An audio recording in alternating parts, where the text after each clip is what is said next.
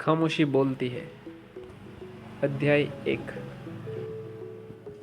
खामोशी और शांति। जब आप अपनी आंतरिक शांति के लिए संपर्क खो देते हैं तब आप खुद से भी संपर्क खो बैठते हैं, और जब आप खुद से संपर्क खो देते हैं तब आप खुद को संसार में खो देते हैं। आपके स्वयं का यह भीतरी बोध कि आप कौन हैं आपकी शांतता से अलग नहीं हो सकता है।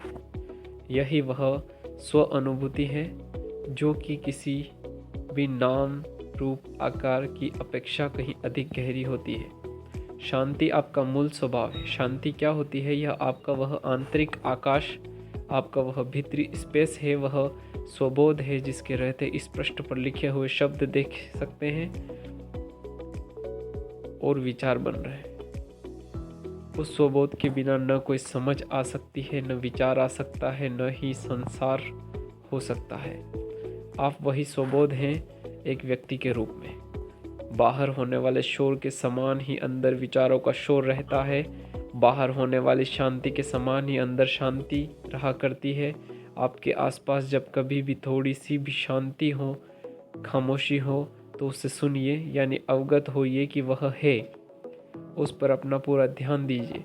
बाहर की खामोशी को सुनना आपके अंदर की शांति के आयाम को जगा देता है, क्योंकि केवल शांति के माध्यम से ही आप खामोशी को जान सकते हैं। इस बारे में सावधान रहिए कि जब आप अपने आसपास की खामोशी पर ध्यान दे रहे हैं तब आप कुछ भी सोच न रहे हो। उस समय आप सजग तो हो लेकिन कुछ सोच न रहे हो।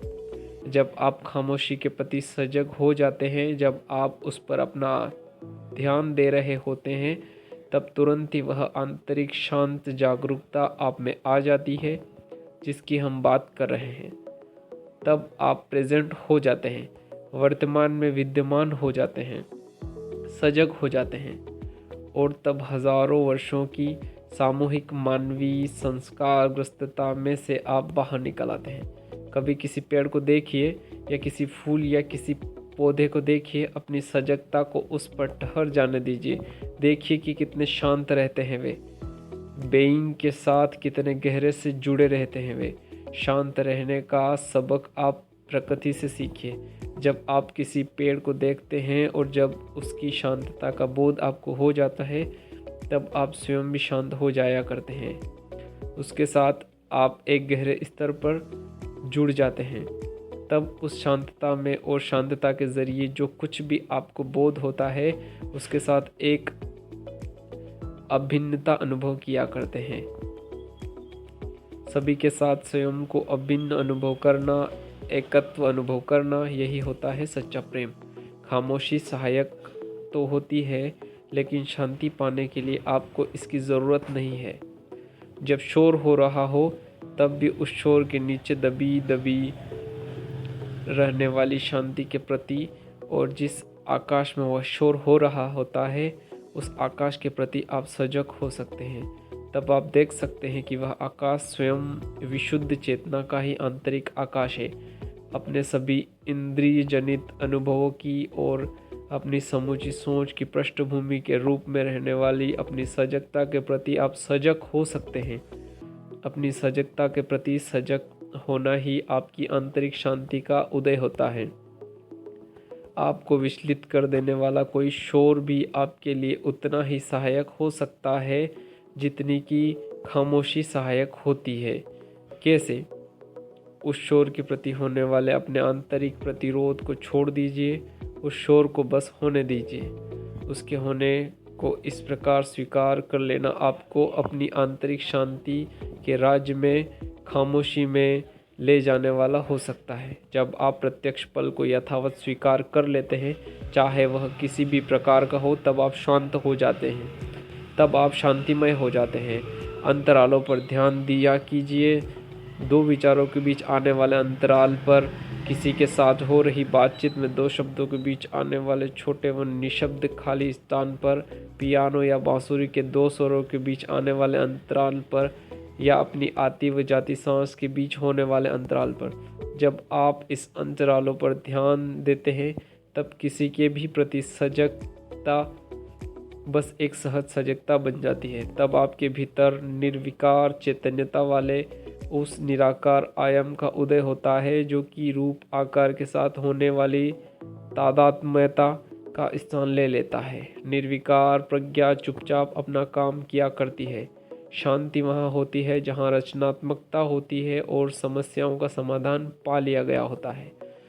कैसे भी शोर का न होना या किसी भी मुद्दे का न होना, क्या आप इसी को शांति का होना मानते हैं? नहीं, यह शांति नहीं है, बल्कि प्रज्ञा का होना, यानी उस आधारभूत चेतना का होना जिसमें से कि हर रूप आकार पैदा होता है, वह स्वयं शांति है। और इसलिए जो आप हैं उससे आप अलग कैसे हो सकते हैं? जो रूप आकार आप स्वयं को मान रहे हैं वह उसी चेतना में से तो प्रकट हुआ है और उसी के द्वारा पाला गया है। सभी फूलों, पेड़ों, पक्षियों के घास से लेकर सभी आकाश गंगाओं तक के सभी रूप आकारों का मूल तत्व वही चेतना है। इस संसार में केवल शांति ही एकमात्र ऐसी चीज़ है जिसका कोई रूप आकार नहीं है, लेकिन यह कोई चीज़ भी नहीं है और यह इस संसार की भी नहीं है। शांत भाव में रहते हुए जब आप किसी पेड़ को या किसी व्यक्ति को देख रहे होते हो, तब देख कौन रहा होता है? आपके बजाय आपके गहरे में कुछ है जो उसे देख रहा होता है। दरअसल चेतना अपनी ही रचना को देख रही होती है।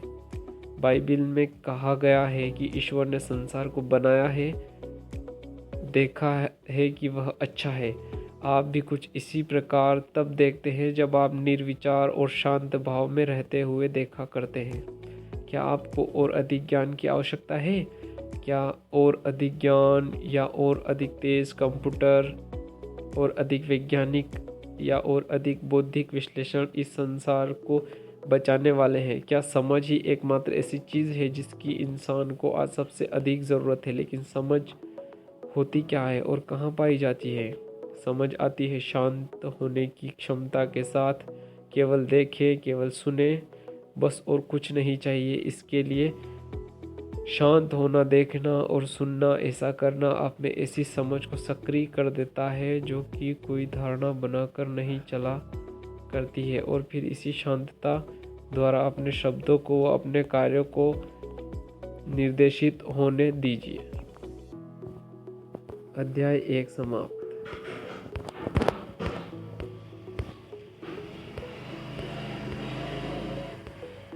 खामोशी बोलती है।